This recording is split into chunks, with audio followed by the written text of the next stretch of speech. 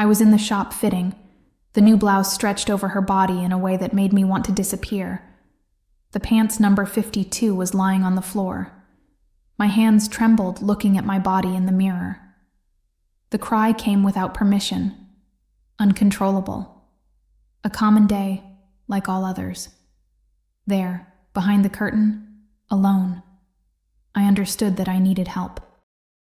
All session of therapy, there is a story. In this session, meet one of them.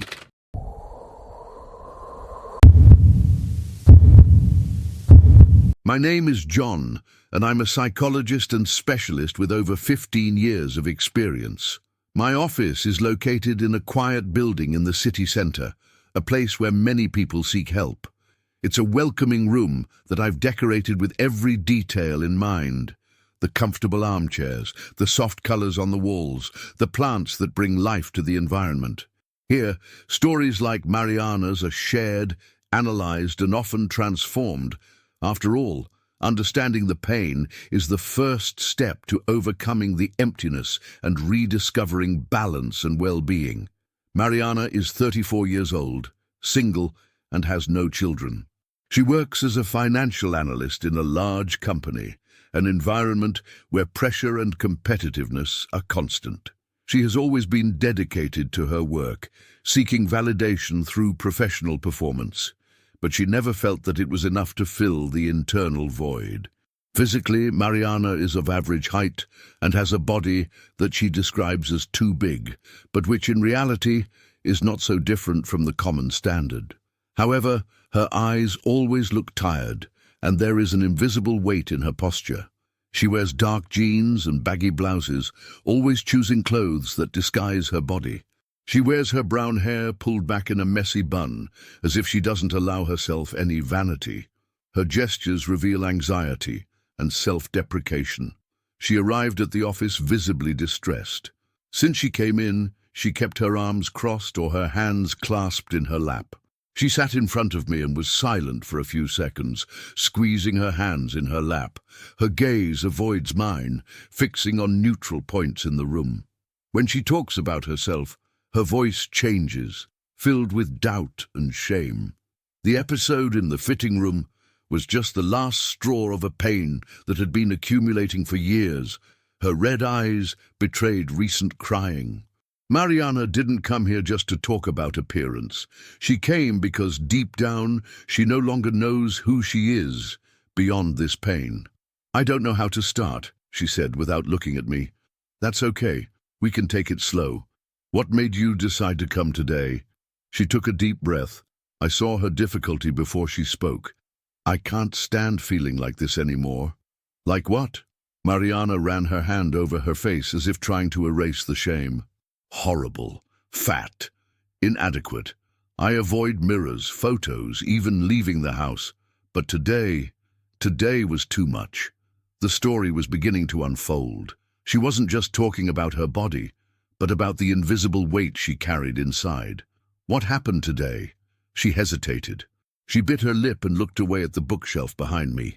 "I went to try on clothes. Silly thing, you know. But with every piece I put on, it felt like my body was screaming at me that I'm a mistake." The saleswoman looked at me with pity. Or maybe it was just in my head. But I felt it. Like I shouldn't be there. Her eyes filled with tears. I wanted to be normal. I wanted to wake up one day and just exist, without hating myself. Silence settled between us. A silence full of untold stories. I knew that Mariana hadn't come here just because of an experience in the fitting room. The mirror was just a reflection of something much deeper. "Mariana, when was the first time you felt this way?" She closed her eyes for a moment. "I was 11 years old." And so we began to pull the thread of a story that, I suspected, was much older than the image she saw in the mirror. Mariana looked down at her hands, which were clasped in her lap. "Mariana, you were 11 years old," I repeated softly, encouraging her to continue. She took a deep breath. "Yes, that's when it all started, or at least, when I remember noticing it." She fidgeted with her hair tie, a restless gesture. At school, I was never the skinny, delicate girl. My mother always said I was big for my age, but I knew what that meant. The other girls wore tight dresses, took smiling pictures, and well, I learned to hide. That last sentence carried immense weight. "How did you hide?" She smiled sadly. "I hid in baggy clothes, big bags, hair loose in front of my face. But it didn't help. There was always a comment, a harmless joke, a look of disdain." Her breathing became shorter, but there was one day that stood out. Mariana leaned forward, speaking as if she were seeing the scene unfold again. "Gym class. I hated it. I always tried to make up an excuse not to participate, but that day the teacher said everyone had to run. No slacking, she said. I remember the exact words." She swallowed hard. "I ran the way I could, but my legs were heavy. I couldn't breathe, and when I stopped to catch my breath, I heard it." Her eyes sparkled with contained tears. The boys laughing, the girls whispering, and a voice I never forgot. "She runs like an elephant." My chest tightened. "What did you feel in that moment?" She blinked rapidly, trying to hold back the tears. Shame. A shame that burned me from the inside out. I wanted to disappear. I wanted to vanish. Since that day, I've never run again, never worn shorts again, never done anything without thinking about how my body looked to others. She took a deep breath and closed her eyes for a moment. When she spoke again, her voice was almost a whisper. "The ironic thing is that years later, no one from that class remembers it. To them, it was just a joke. To me, it was the beginning of a prison." A silence that said everything. "Mariana, and since then, have you always seen yourself that way?" She hesitated. "I tried to change, diets, exercises, surgeries that no one knows about, but no matter what I do, when I look in the mirror, I'm still that 11-year-old girl, standing in the middle of the court, listening to those laughs." There was the root of the problem. It wasn't just about weight. It wasn't about diets or clothes. It was about a wound that had never healed. "What if I told you that that girl still needs you?" She raised her eyes, surprised. "What do you mean?" "You've been trying to run away from her for years, trying to change your image, trying to erase the pain. But what if instead of rejecting her, you embraced her?" Mariana's eyes filled with tears. "I don't know if I can. You don't have to do it alone. Let's find out together how that girl can finally feel safe." She shook her head slowly. Something inside her seemed different. Not everything is resolved, but it was like opening a small window in a dark room. There was still much to fix inside, but for the first time, a little bit of light managed to enter. Mariana was silent, absorbing my words. Her eyes, still with tears, brought something new, a questioning, as if, for the first time, she considered the possibility of looking at herself without contempt. "Embrace that girl," she murmured, almost as if talking to herself. "I spent so much time trying to erase her." I nodded. "And yet she's still here, waiting for you." She took a deep breath, her shoulders rising and falling slowly. I saw her jaw clench, a sign of resistance. It was difficult to face an old pain, one that intertwined with every choice, every look in the mirror. But how do I do that? How do I look at that version of me and not feel ashamed? Have you ever tried to look at her with compassion? Mariana frowned. I don't know. If that girl were in front of you now, the way she was that day after that run, what would you say to her?" "I would say," her voice faltered. She wiped away the tears with the back of her hand and tried again. "I would say that she doesn't need to hide, that she's more than those laughs." Her breathing trembled.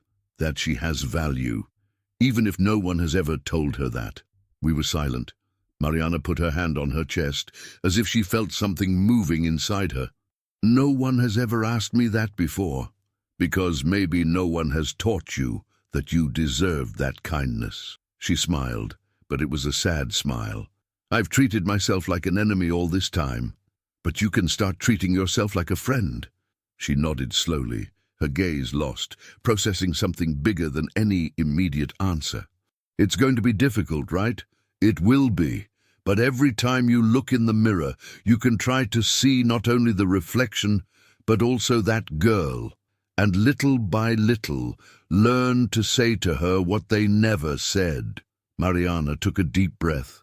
For the first time since she entered that office, her face seemed a little lighter, as if, in the midst of the pain, she had found a path. I want to try.